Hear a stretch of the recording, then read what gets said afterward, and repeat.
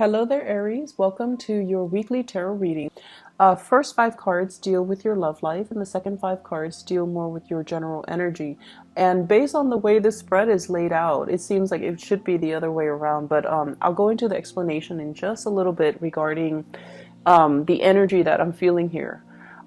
First of all, let's talk about your love life here. We have the Seven of Cups, and the Seven of Cups is usually internet-based types of dating, the fantasy, wondering what could be, and kind of imagining and fantasizing about what it would feel like to date a specific person, okay?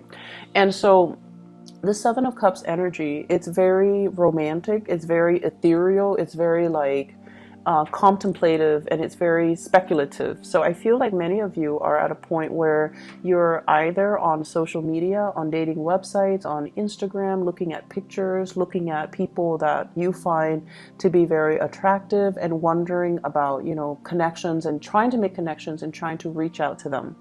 We have as well the Death card, and the Death card is a card about growing up. It's about kind of like a maturation or a change in your energetic vibration.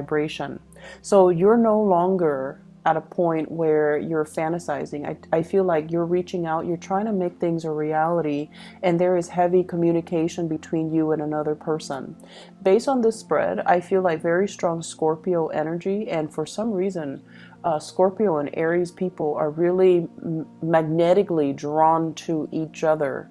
And I feel a lot of it has to do with your no BS approach to life. And the both of you are generally very, very truthful and honest about, your intentions and about what you want.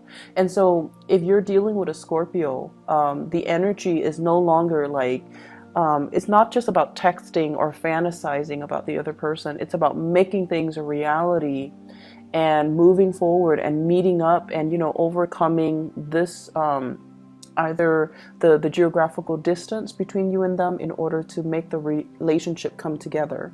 For others of you, there might be communication as well from a Libra. So I have here the Justice card, which is indicative of the Libra energy. Libra is your polar opposite, okay? And Libras, a lot of the times, opposites attract because we recognize in the other person some things that we are lacking in ourselves. Libras are known to be very diplomatic. They weigh out the pros and cons of a situation. They take their sweet time, they drag their feet, and they're not as impulsive as you guys are. But at the same time, they lack the conviction to really stand up and go for what they really want. So there is an issue when it comes to timing here with the Libra. When you're feeling amorous, they might feel busy. They're like, no, I don't really have time to go on dates, or I don't really have time. I can't see you tonight, basically, okay, if you want me to spell that out for you. And then with the Scorpio energy, it's more like they're a lot more accommodating, and it seems as if the energy is very strong. The chemistry, the attraction is really strong here with the Scorpio, where even despite their busy schedule, they will still make the time to come see you. So I feel like the level of devotion, you have a lot more coming from the Scorpio rather than the Libran person. The Libra person might also have other options that they're looking at. So this is a card here about, giving their energy, time, and resources, and love and affection possibly to two people. You could be the one doing this, choosing between the Scorpio and the Libra, or the Libran person can be the one doing this, where they are devoting their time between you and another person. This is a card about child support and alimony as well. So I feel as if some of you might be in a situation where you're dealing with somebody who has another family. They still have responsibilities as a parent, and they might not have the time for you. So that, like, on the weekend, they might be with their kids and you're calling them to go out, and they're telling you, I have the kids. That might put a little bit of a damper on your relationship. But I feel like, they're truthful about that. And then for others, I also feel like getting out of a relationship and still having like lingering attachments. So you might be separated and you're trying to date, and that's always, transitions are usually a little bit awkward, but you're you're going to have to be very truthful and honest. And I feel like the person will get it, okay? And especially if you're dealing with Scorpio energy, they will get it. They understand. They understand that, you know, things happen. And they also understand as well that you might be handling things and you might be taking care of things and you might not be ready just yet for that commitment, or you are ready for the commitment, but they feel like you need to take care of these things first because these things are important. So they're looking at you as if, let's just, you know, date each other lightly and go from there. So I feel like many of you, lots of options, lots of dating, lots of communication, as well as multiple options that you're kind of choosing between. You have some really good options. The Six of Pentacles is usually a very good card. It means doing things the right way so that good karma comes back to you. So I feel like many of you are on the up and up. Many of you are open and honest with your relationship partner. So I don't see issues coming in here, okay?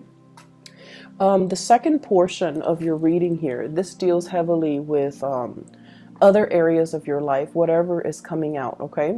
So once again, the Lover's card and the Magician.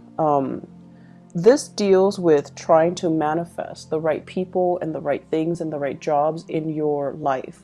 However, the energy is heavily laced with relationships as well. So I feel almost like the cards should have been switched, but what I do feel overall, and let me talk about your energy first, because then, you know, it'll be easier to explain. This is your energy here, Queen of Wands. You can be male watching this. It doesn't really matter because the cards in a general reading, they're not gender specific, okay? So this is you having worked your way up, okay? So I feel like many of you have worked really hard. You're seen as somebody that is able to get things done.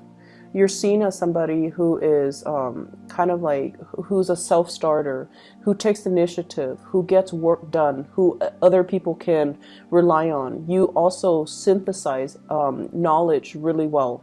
So it's not just about doing what you're told, taking orders. You're able to show a lot of good leadership capabilities. You're very intelligent, and you're almost like, I'm seeing somebody that are some Aries people that are watching this that are really, really young, but that are very successful in their field. And a lot of it has to do with the fact that you take initiative, you put your name out there, you help other people around you. And so your supervisors, your manager, people in your work environment know that you're very capable and you don't shy away from hard work. You don't mind getting your hands dirty. You get things done and you can juggle multiple responsibilities without breaking a sweat. So I feel like many of you are very young, but incredibly successful in your field, okay?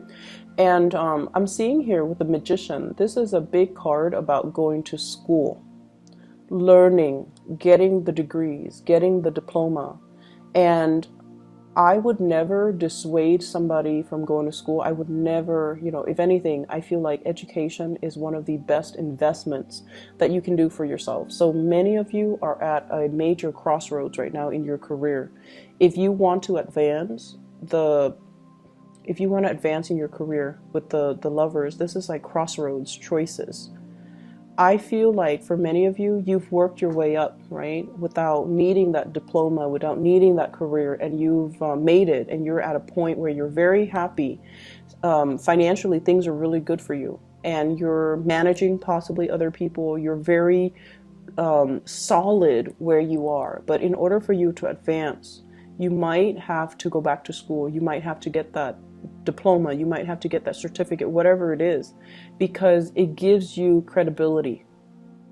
Not that you're not credible with your energy, but the way society is structured, you might need that diploma in order to gain visibility and credibility, in order to be seen as somebody that, you know, can be in charge. So I feel like the obstacle to you in a supervisory position or a managerial position or even a higher position might be the education that you have under your belt. So if that's something you're contemplating and you're looking at it, so I feel like you know, okay, you know this is something that you need to do. You've been dragging your feet and you've been kind of impatient about it, but I feel like the time is now for you to really look at that and to give it, give it like serious thought, because I feel like your career breakthrough is going to be tremendously high. I also see a situation where your education might even be subsidized, because of where you work. They might give you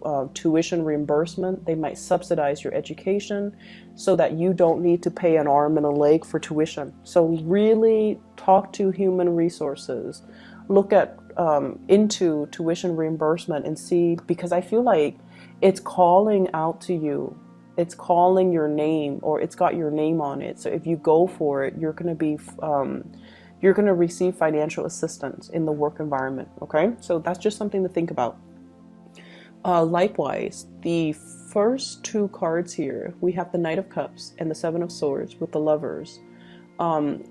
I feel like there's a sneaky behavior in your work environment, and there are people that, they don't really deliver. They don't really work to their capacity. Calling out sick when they're hungover, for example, it's a matter of personal responsibility, right? Like, it's a Sunday night, you have work on Monday, so you probably shouldn't be out drinking. But I feel like there's somebody here in the environment where they're a little bit flaky, and they call in sick, and you, as the supervisor or the person who's in charge of scheduling, that they're not technically sick. So do you give up this information to your supervisor, or do you just help them, like cover for them? You have very strong sense of loyalties to friends as well. A lot of fire signs do. But I also feel like you have a very low tolerance for BS. You have a very low tolerance for BS. So if this is the case, don't create this pattern of dependency where the other person asks you to cover for them for bigger and bigger and bigger lies, okay? Just put an end to it, put a stop to it, or just, give them the cold shoulder and just be like, we can be friends outside of work, but when we're at work, don't ask me to lie for you. That's, messed up, okay? So I feel like there's a lot of the energy in the work environment. It's just a lot of young people, a lot of irresponsible antics that you have to contend with for this week. And I also feel like turning a blind eye, it's going to be, or, giving them the cold shoulder, not so much turning a blind eye, but turning away from it so that you can be more in alignment with doing the right thing and taking care of your professional image rather than associating with people who might be like this, okay? So you have some major decisions to make when it comes to friends and co-workers. Do I want to be seen as somebody who's righteous and, does things by the book?